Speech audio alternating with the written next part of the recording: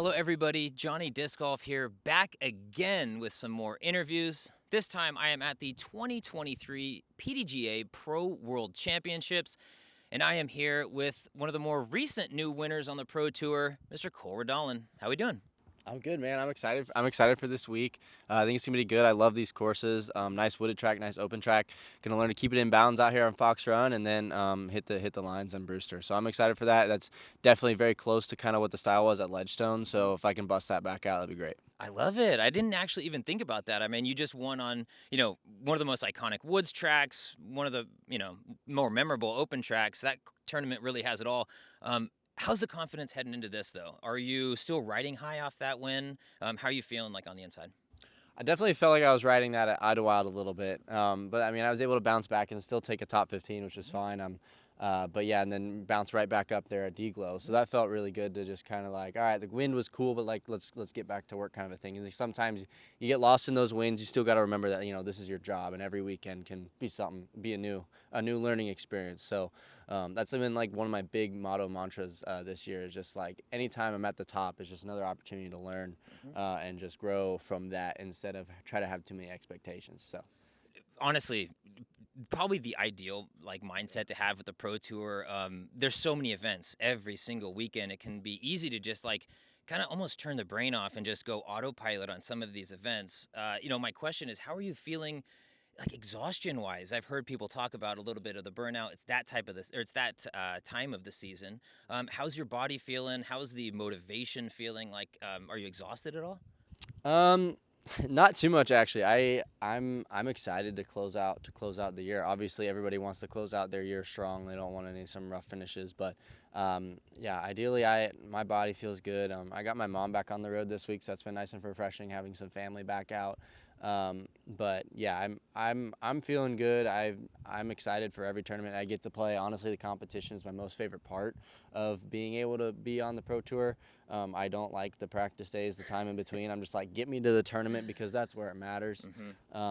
And I notice sometimes my game doesn't feel very good in practice, and a lot of times the competition kind of brings out the best in it. So yeah, I'm just super excited for the competition side of things, and yeah, I don't have much burnout right now. Perfect. Well, if you're excited for the competitions, this season's for you. It's been like slammed wall to wall pretty much all year. This is your first full season, like fully committed on tour, correct? Or did you give it a go last year as well? Yeah, so last year was actually my first full year. Okay. 2021, we did like, I think we still Yeah. did like 12 events. Like we did a lot of events. But last year was my first full time on the road. I did some by myself in a car. And then we got the RV kind of midway through the season. So then we went with the RV. Perfect. And that was what I was kind of going to lead into. The RV is a different beast than being in a sedan or like a Forerunner, a car. I just saw you pull up in a full RV. It's how's that been like? Driving to the grocery store in the RV, like just having that as your daily commuter. Yeah, it's a pain in the butt.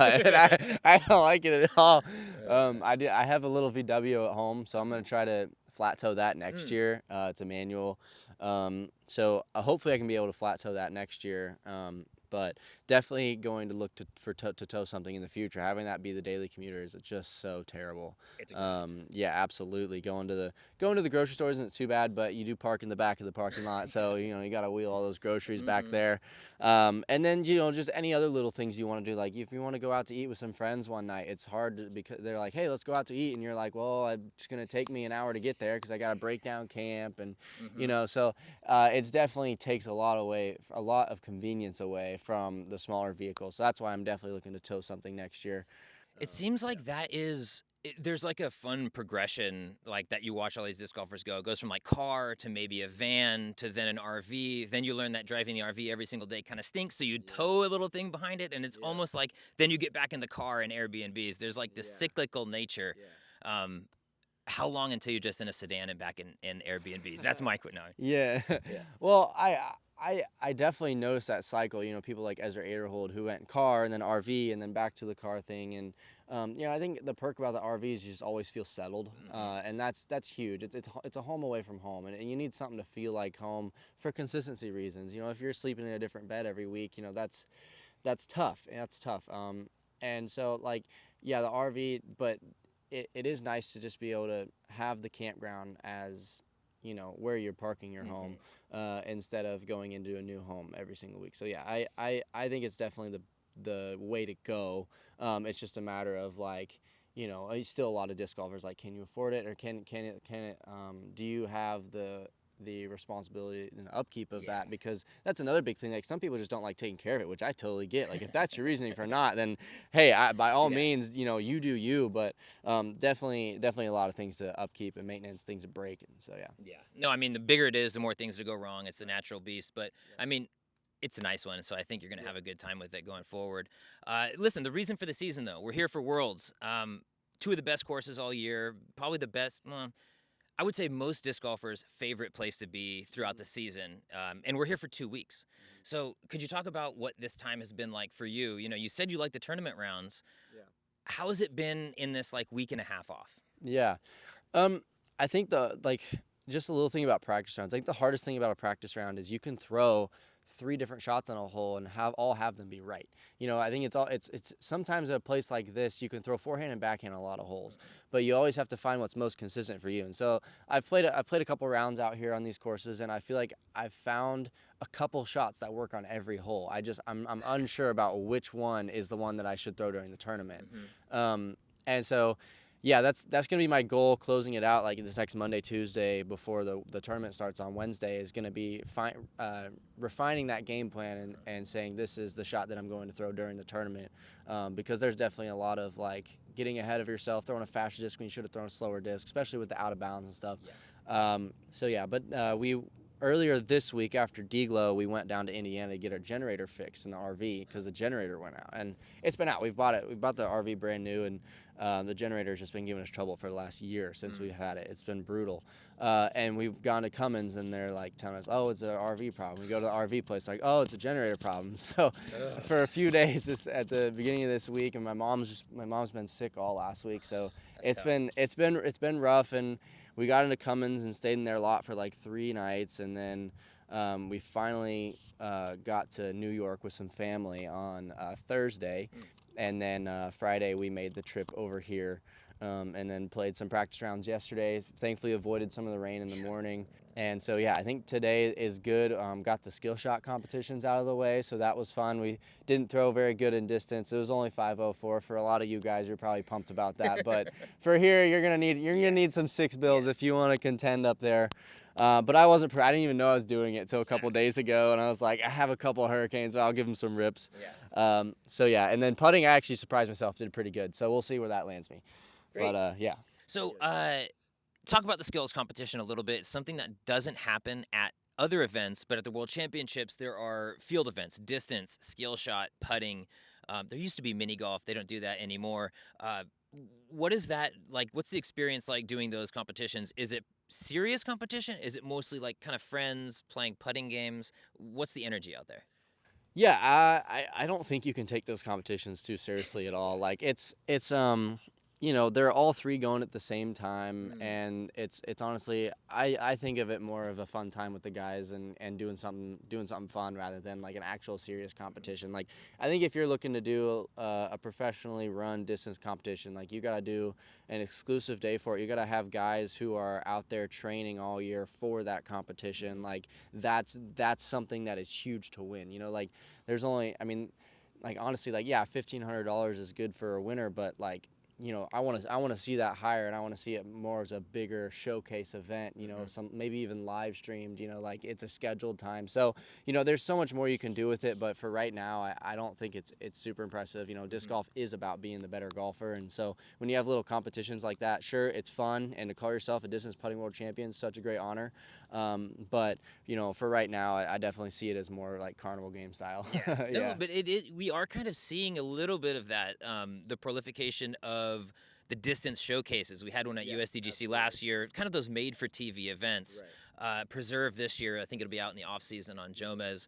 And then they're doing another one later today for the top 5 finishes in distances, Yeah. both MPO and FPO. These made for TV broadcasts, I think, that are going to like maybe put a shine on some of these big distance guys, and like you said, like maybe make these people train for it instead of Right. just Exactly. showing up. Yep. For sure. um Ledgestone, I want to touch on that a little bit. Obviously, the biggest win of your career. But when I think of you at Ledgestone, I think of 2021 when you had a great showing. I mean, nobody outside of maybe the Pacific Northwest were familiar with you and your game, but you came on the scene. You had a fantastic tournament. I showed up to film you, no scared at all, big putts, big shots. And then 2 years later, you come back and win the event. Could you maybe talk about that journey? And did you think about that at all when you were maybe like coming down that final round? Absolutely. Coming down the stretch, I was like, I could never imagine that this would be. I mean, especially, I said it in my interview, like, I didn't really think it was over until, I threw my drive on 18. Anything's possible. But yeah, I was like, really, this is my first one. Like, that's just incredible. Ledgestone's a good one, man. Mm-hmm. Two very difficult, demanding courses, very different styles. But yeah, felt so good. And 2021, I felt like I got kind of robbed.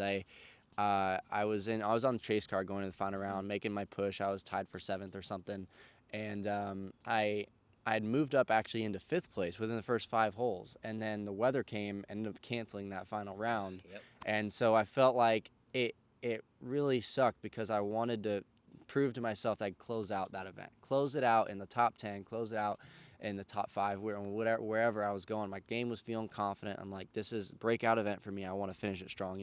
And then once that round was canceled, it was like, cool, yeah, 7th place. And I was happy with it. I was like, absolutely, dude, keep me in 7th place, top 10. Like, I could have dropped out, but like, my game was feeling good. Like, I just wanted to keep pushing. And then last year, I had one of the earlier tee times. So I had my breakout in 21. Didn't feel like I was able to finish the event because of the cancellation of the final round. We come back the next year. I'm like, all right, this is my year. I'm gonna get right back up there, and I'm gonna prove it to these courses once again. And I was 5 down through 12 holes, and I was playing super solid that final round. And I think the back nine is a little more scoreable at Eureka, and I end up taking a 13 on hole 13, Oh and it no. totally grounded. I had a really early tee time, so I was in first place at 5 under through 12, and still playing really well. And then I take a 13. I skied a ton in the water. I threw my second shot short into a bush, took my relief back along the line of play from OB, and then just stalled out 3 destroyers in the water. Mhm. And so that was a tough pill to swallow because, it was such a dumb thing to happen. It's like, I haven't even probably taken a 10 before. And then I take a 13 right on my trying to do my comeback year. And so I went from first place to 33rd place in one hole, Wow. from 5 under to 3 over after one hole. And but I was able to get a turkey or close 3 out of the last 4 holes after that hole. And I was like, all right, well, we got 8 birdies and 9 pars and 113. So I feel like it kind of just gotten stolen from me. I didn't even make the cut at that tournament last year. And so this year, definitely, I was playing really well once again through the first 12 holes and ended up taking a par on 13. But I have never felt more nervous going into a hole. That round one, Oh attacking hole no. 13, I'm like, you are not doing this again. Yeah, skied off to the left. I don't even care. We're not even touching the water. Yep, exactly. Oh, that's too funny. Well, Yeah. I mean, honestly, congrats. It's been a long journey. I know for you, I mean, all things considered, it hasn't really been that long of a journey, but I bet in your mind it has felt like quite a long time on the road, all these different tournaments, I don't know, probably 40, 42 tournaments on tour before you got that first win. Mhm. So yeah, again, big congrats. But Thank you. what I thought was maybe cooler or more something you might look back on and remember was that giant mob of people that came onto the green on 18. Absolutely. Could you speak to the community you've built on tour, the friend group, just what that moment was like and felt like? Yeah, I mean, I made a reel later on, and you captured a good video of that, some good videos from that tournament for me. I put that in a reel together, and it almost meant more to me that they came and just clobbered me on the green than actual win itself. Everybody wants friends and people that they can rely on in their life, and that's honestly more important to me than any win or victory. A win isn't you can't celebrate a win without other people. It just feels so lonely out there. So that was just an incredible moment. And yeah, it's my friends of Eagles Wings Disc Golf, and it's a Christian community on the road, and we would do weekly Bible studies and go to chapel services on the weekly, and it's just a great community for us to connect together as fellow believers in Jesus, and the way that we all are together and play our practice rounds together, and open up the word together. It's just a really awesome opportunity, and we're all just so pumped for each other. We all just like want each other to succeed. We want the best for everybody, and we're all still very competitive. Like it's the hardest part about it is Yeah, you're easy. going out and they're your closest friends and your brothers, but they are also your closest competitors. And so to be lifted up in that way by them at the end, it really meant a lot because on the week in and week out, they are competing with me too. Like they want to beat me as much as I want to beat them. And so to still have that brotherly love at the end of a tournament, and have them as happy for me as I was for myself, that was incredible. Yeah. It really was. It was a special moment. You could just tell the camaraderie. A lot of people win, and it's thank you. Right. They do their thing, Yeah. they go. It was a different story out there in Peoria. I think one of the things that maybe burns people out or causes them to not want to continue this touring lifestyle is sometimes like the just the alone time, the soloness of it all. Yeah. So having a community like that is, I would say, one of the leading reasons why you're probably not as burnt out Yeah. as maybe some of the other Absolutely. people that are kind of just head down, nose to the grindstone. Mhm. Um, is that something you ever planned on doing, or did that just naturally happen? I know Micah Moreno. I Yeah. know the Yeah. inner workings of that whole scene, but like, Mhm. did you try and jump in for that reason, or did it just kind of like envelop, or just kind of develop? I guess. Yeah, it just kind of developed. I mean, even when I had just started the sport, it was in 2016. I went to a chapel service for Eagles Wings, and they had like just started doing them at the Beaver State Fling. And I met Hmm. Joel Freeman for the first time, and he was like my idol. I was like, no way, Joel Freeman! I met Joel Freeman, Yeah. and it was just Chris Rodriguez from Washington on a guitar, and he gave out a couple pieces of paper for us to sing, and it was just a very quiet, chill little chapel. There's only like 5 or 6 of us there, and it was Hmm. great. And now it's grown into this. We're getting churches every week and people involved, and we're getting 40, 50 people to show up, Wow. and even maybe more than that sometimes. And so just the way it's grown has been amazing, and I just think that's I I've always not liked school at all, and so I was like, if you don't like school, you got to be good at something. Good point. And so I was like, I thought it was going to be basketball because I was really good at basketball, and then that kind of went to the wayside. And then I was like, all right, well, we're going full on a disc golf. And then once I got into disc golf, I got involved in Eagles Wing. So it's just kind of like, in my own personal way, I feel like that was God's way of saying, this is where I want you to be with this community, in this sport, on the road. So yeah. Well, we're happy to have you. Honestly, it's been a treat, like getting to see you play, develop. It's just seeing your game, even you just like your physical body over the last 2 years. It's Yeah. like really, it's crazy to watch a lot of these young disc golfers like come into their own and start Mhm. to become that next face of the tour. Really, Right. in kind of post Ricky Paul era. Mhm. We needed people to step up. So, Mhm. I think the disc golf world appreciates your effort and your drive. Last thing I want to tag on before we get out of here is the logo on your chest there, Team DGA. Yeah. Uh, in 2021, you had a Discraft logo on your back. I believe last year was Team like Infinite, Yeah. kind of open bag Yep. energy. This year, you're part of that new crop of Team DGA players that are trying to kind of put a new face on the franchise and revitalize the brand. Yeah. Talk about what this year's been like representing that company and maybe the support they've given you or the experience overall. Yeah, it's been absolutely incredible. Like I love everybody at DGA. Such great people over there. And Scott Kesey, who I'm working with, just super chill, awesome, nice dude. And Kelly, team manager. They just do great work. They're on time with stuff, and they're like, hey, let's do this. And yeah, and they're so supportive. Anytime a good finish or a good win, they're making the posts there. So yeah, they support me as much as I want to support them. The way that they support me makes me want to support them even more, of like just posting more and doing more for them. And so yeah, and I just think they have some of the most underrated plastic in the game. Like Yeah. I was so surprised with their disc. I'd thrown a Quake and an Aftershock and a Hellfire in the past, Hmm. and Pipeline. I'd had some good ideas, but I hadn't thrown much of their distance drivers or putters, and I didn't really know what to expect. And so my parents were just like, "Are you sure? Like you try out these discs more." I'm like, "Mom, I've thrown some of these in the past, and it's good stuff." Hmm. And so I found that I was so pleased with how quickly I found a lot of confidence with that plastic, and just over time I'm continuing to get little better runs of things, and the Hypercane is a really good distance Hmm. driver.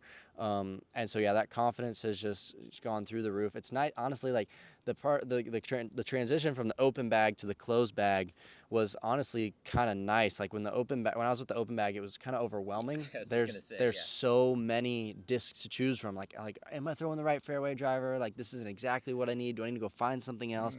But with DGA, it's like here's the line of discs, make it work, figure out or find the runs that work for you. And I honestly like that. I like that challenge and having to make a disc do what it loves to do best.